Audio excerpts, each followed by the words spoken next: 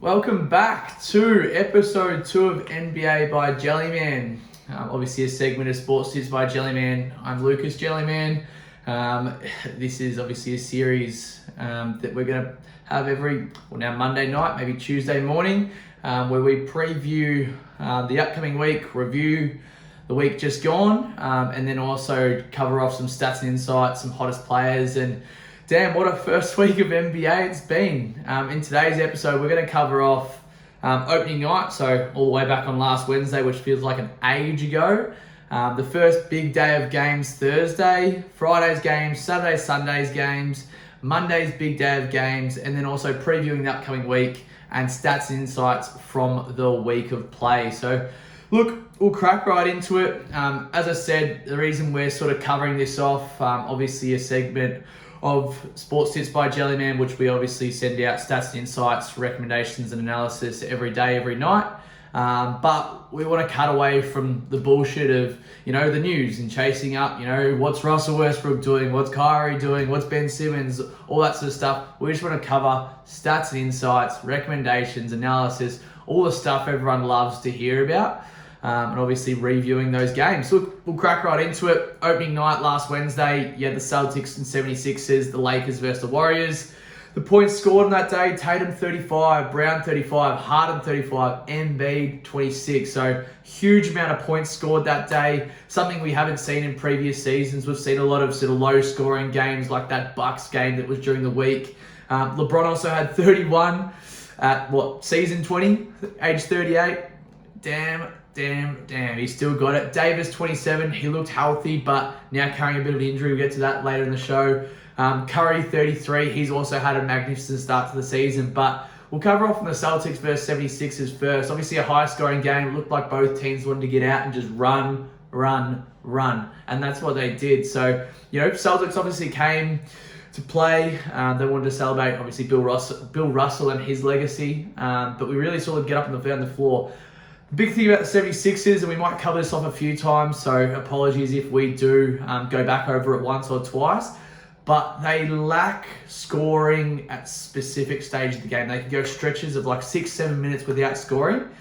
So if Harden is on the court, we've already seen that already. We thought they had a deep bench where Montrezl Harrell could come on and make an impact. D'Anthony Melton, and maybe it's just an early season jitters that they have, but that's what cost them against the Celtics, and that's what's cost them against, they're 0-3 now, which we'll also get to, but they're 0-3 now because they go for stretches of games where they don't score.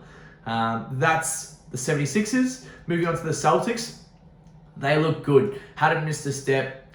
They looked hot coming out of the finals last year. Brown looked good. Tatum looked good. They all looked like they were, dishing the ball. Brogdon, even when he came off the bench, he looked good. And they're still without a couple of key players. So obviously, Gallinari's not going to play for the whole year, but they're still without Robert Williams. So once he gets back in the lineup, maybe sort of about 20, 30 games of the season, they'll be up there at the top of the East, along with, your Heat and maybe even your 76ers if they can turn it around. Moving on to that Lakers-Warriors game. So obviously the Warriors came out victorious. The Lakers, they showed fight. It was the third quarter, though, that cost them, and it cost them a few times throughout the last week. But the Warriors, they were just too good. That third quarter, they just killed them. They benched all their players. They had the bench come on. And then the Lakers made a bit of a late charge, but then a couple of threes from you-know-who, and it was game over. There's not too much to touch on in that one. Westbrook was actually played well. Davis played well, LeBron played well. I think they had about 77 points from all three of them. So when you look at that big three, you go, oh, okay, awesome. But, we've seen it everywhere. It's their three-point shooting, and it's who they've got around LeBron that they're really going to struggle with. But look, that was opening night. That sort of kicked off the week ahead. Topic 2, obviously the first big day games was Thursday. There was 12 games. The wins and upsets. So Pelicans thumping the Nets. We should have seen this coming with, Simmons not playing in a while. Irving potentially, Kyrie potentially taking a bit to get into the season. Durant, he looked good, but it was the others of the Nets just looked cold. Whereas the Pelicans, Williamson was healthy, Ingram was healthy, CJ was healthy, and then they've got the defensive Jones and big J Val in the middle. They looked awesome, and they looked really good to start the season. They unfortunately just lost yesterday but we'll go through that a bit later, and a couple of potential injuries, but we'll see what happens across the next couple of days. But, a good first up win for the Pels. The Bulls beating the Heat in Miami. That one surprised us. We had the Heat after all they've come out and said, we're ready to go again. And they were rubbish with the Bulls beating him. DeRozan killed them, and Vucevic was good on the boards as well. Now, our biggest surprise on that second opening day was the Jazz, and we'll get to them later as well. But the Jazz beating the Nuggets at home 123-102, and they've just got scoring. The Nuggets didn't turn up in this one. They obviously turned up a couple of nights ago, but they just didn't turn up. It's as easy said as that. The Suns coming back from 22 down to beat the Mavs 107-105. Damian Lee hit the game winner. That was a surprising one as well. Christian Wood looked good for the Mavs. Luka was doing Luka things, but it was really Booker. It was Booker's show. He commanded that offense. Paul, he looks like he's assisting a lot more rather than looking for his score. But even seeing him in a game yesterday, he obviously was still making his shots. Who looked good on opening night? Morant, he killed it. Fox, 33 points. Booker, 28. The young fella in Orlando, Banchero, I'll need to get his name right. I think it's Banchero. I'll need to listen to a few more things. But he had 27 points in his opening game. SGA, so that's Shai Gilgeous-Alexander, 32 points. DeRozan, as we mentioned, 37. Young and Murray were really interesting, 13 assists and 11 assists together. So they look to be really, obviously, tightening up that combo. But that was the first big day of games on the Thursday. Really interesting to see some teams get out and run, the total points over, the no transition take foul. It's all benefiting the game and the speed of the game and how it moves. Topic 3, Friday's games. A real strange one, the Bucks at the 76ers and the Clippers at the Lakers. So the Bucks at the 76ers looked like a game, how can I best say this, that both teams couldn't shoot the ball. I think Drew Holiday had, I think he had 4 points off the top of my dome. Giannis only had 21 points, but he had 21, 14, and 8. So it was a good all-round game. The 76ers ended up losing. James Harden missed that left-handed layup, but it was great defense by Drew Holiday. So although Holiday didn't get scoring, he affected it on the defensive end. But there's not too much to cover in that game. I mean, the Bucks won 98-88, put the 76ers to 0-2. It'll be interesting, that matchup throughout the whole season when both teams are healthy. Obviously, the Bucks are playing without Middleton, which is that third option, but when they're fully healthy, they're our favourite to win the championship, just with Giannis in the middle doing what he needs to do. Next game on that day was the Clippers versus Lakers. A really good matchup. Good to see Leonard Wall back out there playing. We'll cover off a bit later how that LA Clippers match up and how the depth is good, but also a bad thing, and we'll touch on it a bit later. But the Lakers played hard in this one. It was 103-97. Davis was good, but then fell on his hip and got injured, so he couldn't affect the game as well as he would like to late in the piece. LeBron only had 20 points, but Lonnie Walker looked really good. It was Russell Westbrook that couldn't score. He was really good on the defensive end now. The news are going to say, he was 0 points, did this and that, or had 0 from 11 or whatever he was, but they wouldn't have seen that he locked down Kawhi 3 plays in a row, and that was defensive effort that sort of said, hey, may not be scoring, but as we mentioned, Drew Holiday wasn't scoring either. His defense was there to win the game for the Bucks. Now, Lakers obviously didn't come out with that win, but it was that defensive effort to show that grit and that grind. They've just got to find more scoring out of more different people. I mean, Kendrick Nunn's slowly getting back to the game. Obviously, he had a year off last year, so he'll be a dominant scorer for them when he's healthy and fit and firing. But yeah, it's a really interesting one with the Lakers at the moment. I mean, the Clippers, how much we take out of that as well. They weren't great either, but they got the job done, which was important. Topic 3 now, so Saturdays and Sundays games, 20 games over the 2 days. On the Saturday, with the Celtics beat the Heat and then the Magic, so back-to-back. The Celtics looked really good against the Heat. I mean, Jaylen Brown, watching that one, he didn't actually play the last, I think, 10 minutes or 8 minutes of the game because he was in foul trouble. And then he was going to check back in, but Tatum had it under control. Pretty sure he had 40. He looked unreal. He then went to Orlando, did the same thing again, so he's looking super fit and healthy. The Celtics just look like a different beast, and it doesn't matter who's coaching them, but they look good at the moment. The Jazz upset the Wolves, so as we mentioned, the Jazz are doing something different. Everyone was thought they were going to tank for the big French fella Victor, but early on in the season they look good and they look versatile. They're bringing people off the bench like Sexton and Beasley, and they're just scoring at will. It's just giving them other options. They've got Clarkson starting, Conley's dishing, marketing. Looks like he's replaced Gobert. He's a shooting Gobert, grabbing 13-odd boards, 12-odd boards a game, and then also scoring 20-odd. So the Jazz are an interesting beast that we'll touch on a bit later as well. Then also the Suns losing to the Blazers. This one's an interesting one to touch on. I mean, it's 113 to 111. Ayton has 2 free throws at the line. Dame goes up to him and says, "Have you done this before, mate? Have you been in these sort of situations?" Or like just to get in his head. And obviously he missed 2 free throws, Blazers win, and maybe that did get in his head because Dame said it best. He said, he didn't respond to me, so he knew he was in his head a little bit. Now Ayton will obviously learn from that. He had an unreal game anyway. I think he had 26 odd points. I know we had his points rebounds for that one, so we were impressed with his game. But there's that dying stages, which ended up getting the Blazers the win, moving them to 2-0, moving the Suns to 1-1. Moving on to Sunday's game, so the 76ers, another loss, so 0-3 now. They lost to the Spurs and they were at home in Philadelphia. We didn't get a chance to watch that one, but I guarantee by the end of the game, Philadelphia fans, although they're in it in the baseball, they would have been booing them for sure towards the back end of that game.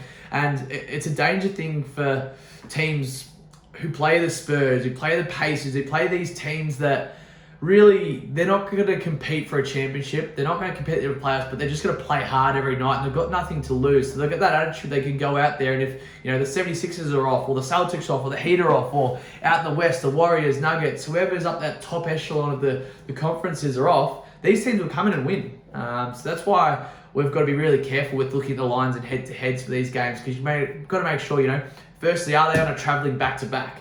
That's our biggest one. Are they travelling on a back-to-back where they might get in at 4 a.m., 5 a.m., and then they've got to sleep, and then they've got to get up that night for a game, or they've got to go to shoot around. So little intricacies like that that are stuff to look at where, you might chuck $10-20 on a team paying, $4.50, $5, $6 because it's like, hang on, there's these little intricacies I can look at that could benefit in the long run, in the long scheme of things, where these favourites might get knocked over. But yeah, we'll have plenty more of that to come throughout the season anyway. The Heat beat the Raptors, but I'm pretty sure they were up by about 20 throughout this game, and then the Raptors slowly peaked it back. Now the Heat ended up winning, but it's a big thing with the Heat is, similar to the 76ers actually, you've got Hero, Butler and Bam, and then you've got a bunch of undrafted guys who can score the ball, but can they score the ball consistent enough when those players or any of those players are out, or when Bam has a quiet night, can someone else step up? We haven't seen it, and we saw Hero go down with a bit of hyperextension of a knee, so we haven't got the update on that one, but that'll be interesting to see, who's that third guy going to be? Lowry's been good, but he doesn't have that 20, 30-point games anymore. He's, your 13, 14 points, a few good defensive plays, 6 to 7 assists, so it'll be interesting to see, watching the Heat throughout the season, do they find improvement in a few other young guys? That'll be interesting to see. Now the Grizzlies, they lost by 40 points to the Mavs. The Mavs got up in the early. The Grizzlies are a strange one early on the season. They've got obviously Jar, and if Jar doesn't play well, it's left to your Bane. Adams isn't going to score. You've got good guys on the bench, but without Brooks and Jaren Jackson Jr., early on in the season, they're probably going to drop some games when Morant doesn't play well. So if Morant's not scoring 40 odd, and then Bane's not having 20, and then all their other guys around him are chipping in, it's hard to see them winning consistent amount of games with Morant playing at the level he is. Now, we're not saying he can't, but they need Brooks and they need Jaren Jackson Jr. back on board to be at their best this season. So we don't really take away much from that 40-point loss. It's more about the Mavs and what they did, and how Christian Wood looks actually coming off the bench, and how him and Luka are working together. The Clippers beat the Kings without Wall and Leonard, so we actually tipped this game, so we tipped the Clippers for the simple fact that they've got depth. So we'll touch on it a little bit now, we may as well. They've got obviously depth of, they could go 6, 7 deep on their bench, so up to 12 guys could play any one night, and that's with Wall and Leonard. So then if those two have to sit out for any games because of, their niggling injuries or coming back from injuries, or Paul George has to sit out a game and Leonard plays when he sort of boosts up his minutes, they've got guys there. But watching, we might as well touch on it now, they lost to the Suns yesterday, and it seemed like the Suns had a jump on them from early on because they knew who they were playing with, whereas the Clippers bringing in Leonard and Wall at certain stages, it gave them a bit of a boost, but that starting lineup that doesn't have those guys in it just wasn't enough. Reggie Jackson wasn't doing enough. Zubac has been good, but he wasn't doing enough. So it's like Marcus Morris, he was good. He was hitting the ball well, but there's just not enough in that starting lineup unless they're playing really, really good defense. But that's had a bit of touch on the Clippers anyway. That brings us into topic 3, which is Monday's big day of games. So obviously the last day before we want to touch on these. So as we sort of mentioned in the prior podcast, that we want to cover off from pretty much Tuesday's games to Monday's games. Monday's games in Australia being Sunday's games in the US, meaning Saturday and Sundays is usually their biggest lot of games in the US, which is our Sundays and Mondays. So anyway, that's what we want to touch on, and we want to make sure we're covering as many games as possible. Now on to Monday, Blazers beat the Lakers. We can say, we put our hand up and say, we had that, we tipped that one. Obviously it was quite an interesting finish where Russ went for a 2-for-1 when they're up by 1 point, with about 30 seconds left. Dame gets the ball, goes down, hits a 3. Then the Lakers come back down. LeBron gets an open drive, dunks it. It's now tied up with, I think, 8 seconds left. Timeout to the Blazers. They take it down. Everyone jumps on Dame. Grant drives to the rim, layup. So obviously the Blazers win the game there. A couple of questions thrown around about did they really need to take that 2-for-1 shot. I think they were going to lose anyway with Dame on the other end of the floor, to be honest. I mean, they were planning that. He was just making his shots. He had 41 in the game, and it was incredible. So it's not much to say about the Lakers there. Obviously, that drops them to 0-3, unfortunately, but that's just the start of their season. And looking at their schedule, they could go up to 0-7, 0-8. Like, they just don't have enough at the moment. But obviously, they need to wait it out to see what they need to do with that roster. But Davis and LeBron are still playing at a very, very high level.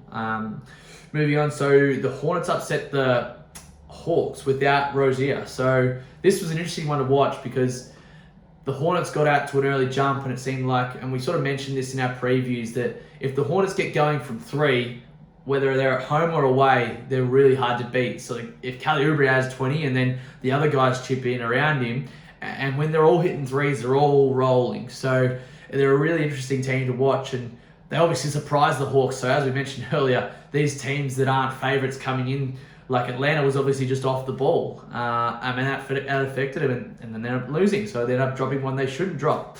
But that's that one anyway. A couple of really interesting overtime games. So we had the Cavs beat the Wizards in OT. Mitchell had another huge game, which we'll touch on when we get to his stats.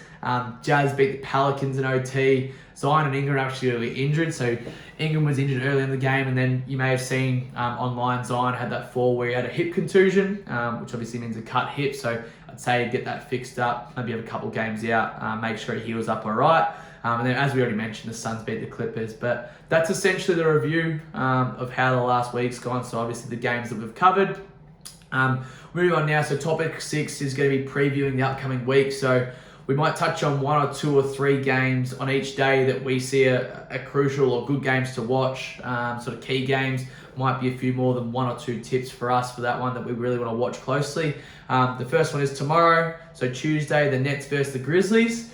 Bit interesting one. So as we mentioned, the Grizzlies obviously without Brooks and Jaren Jackson, but they have a run and gun style offense that might kill the Nets. But then the Nets, if Kyrie and Durant are scoring well and the Grizzlies aren't defending well, then that could be a high scoring game. So our sort of little points of advice are obviously Durant, Kyrie points over, Jar points over, Bane points over, and the total points over. So that could be a nice bit of a juicy multi there for tomorrow's games. Moving on to Wednesday, so a couple of games here. Mavericks at the Pelicans. So as we said, we had this written down before we figured out that Zion and Ingram potentially could be out. So that may not have such big of an effect on this game. Might not be as key. But they may get up and they'll be healthy by Wednesday.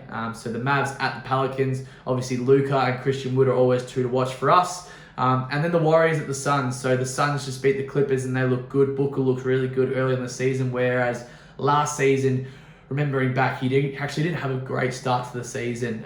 He sort of came home strong in the back end. The Warriors obviously look good as well. They actually dropped quite a big lead to the Kings just yesterday, so that'll be interesting to watch how they go. But yeah, they've been one to watch. They haven't been defending as well as they've been known to, but they've been scoring a lot more and winning anyway, even though they lost to the Nuggets, so they're sitting at 2-1 at the moment. Thursday, the 76ers at the Raptors, so we know what's going on between those two teams in previous seasons. 76ers obviously travelling up to Toronto, so it'll be an interesting matchup. And then the Nets at the Bucks, so I'd say the Bucks win that one easily if everyone's healthy. The Nets just don't have what they need to beat them at the moment. But I guess we'll see their game against the Grizzlies, see if they've improved over the coming weeks. We'll see if Ben Simmons stays on the court for as long as possible. That's a big thing for them. If Ben Simmons stays on the court and plays that one against Giannis, which we saw in the preseason, he defended him really well, that could be a really interesting watch. So I would try to stay away. I mean, Giannis might have a big game now that I mentioned, but I'd stay away from his points over, potentially look at his rebounds and assists, because if Ben's playing him how he did in the preseason, that could be a really sort of interesting watch to see. Giannis is going to have 25, 30 points. He's got to distribute. He's got to trust his players to make shots around him. And then moving on to Friday, so I've got the Mavs at the Nets. So the Nets obviously on a back-to-back against the Bucks, so they're actually traveling from Milwaukee back to Brooklyn. And then the Mavs into the Nets, so obviously the Mavs traveling from New Orleans across to Brooklyn as well, across a couple of days. The Mavs should win that one if the Nets are coming off the back-to-back. And the Nets, it's strange. If you have a look at their record at home across the last season and a half, it's terrible. Their record's the best on the road. Make of that what you will, but that's just the numbers. It's a really interesting one to sort of watch. Obviously, that was halfly contributed last season to Kyrie not being able to play home games and them not having full lineups, but we've already seen early on the season that they've struggled at home in the couple games that they've had. Saturday's game, so Cavs at the Celtics. So the Cavs have been playing incredible. The Celtics are incredible, so that'll be a really good watch. Really excited for that one, especially on a Saturday. And then the Pelicans at the Suns. So hopefully the Pelicans get healthy and are healthy by then, because that'll be a hell of a matchup as well. Obviously replaying the playoffs last season. Sunday, Hawks at the Bucks. So as we said, sort of Hawks, they're our smoky team that they could go one or two ways this season. They could be 10th, 11th, 12th, or they could be 5th, 6th, or anywhere in the middle. But they're one to watch for us because they've got 5 or 6 players on that team that are super good. But then we feel the depth falls away quite quickly, but they might spark some young talent through there as well. Then also the Grizzlies at the Jazz. So as I mentioned, the Jazz have surprised us being 3-0 at this stage. So we'll see where they are, where they are when that comes about. But that'll be an interesting watch as well. And then last but not least, Pelicans again. Look, we've had the Pelicans in there quite a few times just because Zion's in there and he's great to watch. And these guys have got such a deep team with the 5 they've got on the court. And they bring on Graham, they bring on Alvarado. They bring on these guys off the bench that just play their role and they get to scoring and they get to running. Trey Murphy, his 3-point game's incredible. We saw him jump in when Ingram went out and he just did same sort of production. So yeah, they're a really interesting watch. And the Clippers, as we mentioned, they're also an interesting watch at the moment. Just seeing how they run that rotation and how many games Leonard and Wall play early on in the season. Do they rest on back-to-backs? Do they have a couple of days off, or how their training load's going to be? Obviously, it's a long season. It's a marathon, not a sprint. So it'll be really interesting to see how the Clippers obviously pan out. That's topic 6 anyway. Moving on to topic 7, which is our sort of last little bit, which is all the stats and insights. So I'll run through this partially slowly, so hopefully you can make sense of it. I'll also post this in the notes section as well, so you can take the stats out of the notes section if you're listening on to this far. So make sure you have a look at that. But essentially we've got head-to-head lines, overs, unders, so totals, overs, unders. So head-to-head's only 4 undefeated teams. So I've got Celtics, Bucks, Jazz, and Blazers, all at 3-0. Actually, the Bucks are at 2-0, sorry. We'll see how that sort of pans out this week. And then 6 teams yet to notch a win. Now, the Rockets, Thunder, Kings, could have all guessed those as well as the Magic. But then you've got the Lakers and the 76ers. Now, the 76ers, they've had a couple of tough games, but they really should have beaten the Spurs, so they should be off that donut. But they aren't. Now, moving to lines. So the average winning margin is 9.4 points. So having a look at lines across the day, have a look at, the smaller lines if you can on teams that shouldn't be there, or There's actually been quite a few blowouts already, but obviously that average winning margin, 9.4 points. So that's, a team winning by 9+ points on any given day. Total over-under, so total points over-under, it's averaging 226.86 per game across the entire league at the moment. So this is massively increased from last season. As we sort of touched on already, there's the transition scoring, so no take foul. So obviously you get 1 shot bonus if you have a take foul. We're seeing a lot more fast breaks. There's more hands-on defense, but early on in the season, you can see the offense looks better than the defense when usually it's the other way around sometimes because teams work on more defense. But it seems with, COVID out of the way, sorry to mention it, but in seasons past, everyone's had a full preseason. They've got their shots up. Everyone's healthy. Everyone's coming into the season firing already. And then moving on now, we can see it in some of the points. Tatum, 35 points, 29 points, and 40 points in his first 3 games. So that's 35, 29, and 40. I think his points over underline's been set at about 27.5. So correct me if I'm wrong, but having a look at that this week will be no danger. Durant, 32 and 27 points in his first 2 games. Donovan Mitchell, now Garland's been out unfortunately with that eye he had in the first game. Mitchell, 31 points, 32 points, and 37 points in his first 3 games. His line today was set at 26.5, so that's well over. Luka, 35 points and 32 points in his first 2 games. And then his running mate that's coming off the bench for him, Christian Wood, 25 points and 25 points in his first 2 games. Excited to see how he keeps building into this team with, Luka driving and dishing to wherever he is and him knocking down that 3 ball has been really good to watch. Curry, 33, 34, 33, and he just looks like he's got another gear once again. Obviously, Thompson on limited minutes, so he feels like he has to up his ante. Halliburton, so he's making a run for that most improved player this year. Unfortunately, the Pacers aren't that great, but they've got the young fella coming off the bench, Benedict. But Halliburton, 26, 27, and 24 points to start his season. Anthony Edwards, 2 last really good games. One was against the Thunder though, so how do we take that? But 30 points and 30 points in his last 2 games. And then CJ, 21, 21, and 28. So that's CJ McCollum from the Pelicans. We'll see if obviously Williamson and Ingram are out. His point production increases. Hopefully I've got this right. Ben Shuro, 27, 20, and 23 in his first 3 games, which is incredible by a rookie. As we sort of touched on in our preview about the Rookie of the Year, he's our clear favourite, and he's, I think, the Magic's #1 scoring option, with Anthony and Suggs as well, dishing him the ball through the lane or wherever he needs to. The interesting thing about him, he's already got a jump shot, so he's already hitting those mid-ranges, he's already hitting those 3s, and then he's huge. so he's getting in that paint and doing work. Booker, as we sort of mentioned when we touched on the Suns, 28, 33, and 35, started off the season really well. Looking back at stats last season, his first 5 games, he wouldn't have hit over 25 points. So that's a really interesting watch as well. Lillard already sort of touched on it, but 41 points and 41 points in his last 2 games. And De'Aaron Fox, 33, 36, and 26. And he looks like the only bloke who wants to score on the Kings at the moment, even though they're scoring a lot of points. Last but not least for the points section, Keldon Johnson from the San Antonio Spurs, 20, 23, and 21 in his first 3 games. So, as we said, the Spurs knocked over the 76ers. Vassell also looks good for the Spurs. Rebounds, so there's only a few people for rebounds, but we've got obviously the big fella Nikola in Denver, Nikola Jokic. 12 rebounds and 16 rebounds in his last 2 games. Just does work through there. Gobert, unfortunately, we had him for over 15.5 today. He only got 15. Didn't play. He must have gone out at about the 3-4 minute mark of the 3rd quarter to go, and didn't come back on for the rest of the game because the Timberwolves ended up blowing out the Thunder. Landed on 15. Unfortunate, but hey, that's NBA. He's had 15, 23, and 16 in his first 3 games. Nurkic, 13 and 17 rebounds in his last 2 games. And then Markkanen, as we mentioned, he's sort of taken over Gobert's role, but can shoot as well. He's had 12 and 13 rebounds in his last 2 games as well.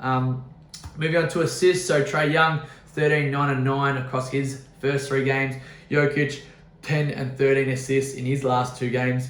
And then Halliburton, 12 and 10 assists. So Tyrese has been doing some work for Pacers. So, he's had 26, 27, 24, and then assists 12 and 10. So look at his points and assists over under and see what that's lying at the moment, because he looks like another bloke who's only looking to score, and then Benedict comes off the bench and helps him out. So that's really interesting to watch as well. All-round performers, so sort of last bit of touch on for the night. So LeBron, 31, 14 and 8, 20, 10 and 6, 31, 8 and 8. For a guy in his 20th season, he does not look like he's missed a beat. He looked like he played for another 10 years. Harden, another all-round performer, 35, 8 and 7, 31, 8 and 9, 12, 9 and 12. Obviously a slow game last game against the Spurs, but had those assist numbers up. We had him for 10 plus assists. I think it was paying about 208.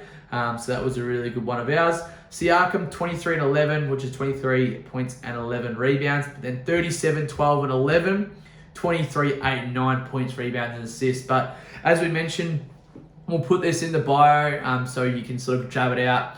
We'll also obviously send it across to our guys that sort of follow along. But that's all for this evening. We'll be back next Monday night or Tuesday morning whenever you get onto this.